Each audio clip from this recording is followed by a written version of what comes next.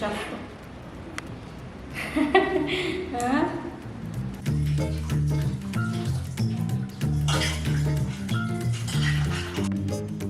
Next ఇప్పుడు ఇందులోకి ఇలా కలిపి పెట్టుకున్న తర్వాత దీంట్లో కొంచెం వాటర్, రుచికి సరిపడా సాల్ట్ వేయాలి.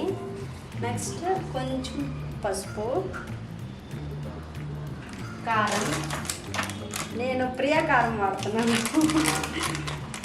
ఓకే,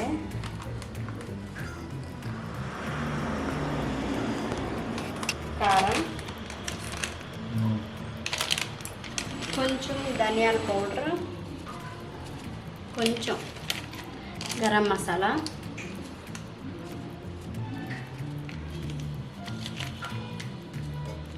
నెక్స్ట్ జొన్న పౌడర్ వాడతాను అన్నమాట ఈ ఫ్రెంచ్ ఫ్రైస్కి.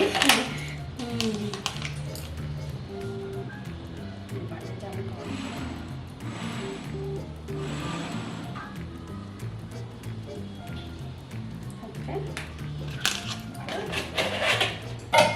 ఇవన్నీ ముందుగా మనం చేయితో మిక్స్ చేసుకోవాలి అన్నీ కలిసేటట్టుగా. నెక్స్ట్ ఇందులో ఫ్రెంచ్ ఫ్రైస్ అనేవి వేయాలి. చూడు, మొత్తం అన్నీ కూడా బాగా కలుస్తాయి అన్నమాట.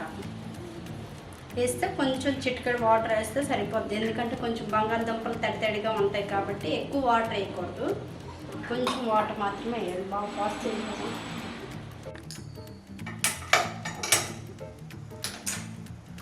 కళాయి పెట్టుకుంటాం. ఈ ఫ్రైకి సరిపడా ఆయిల్ అనేది తీసుకుంటాం, అది ఎడిట్ చేసేద్దాం బయట.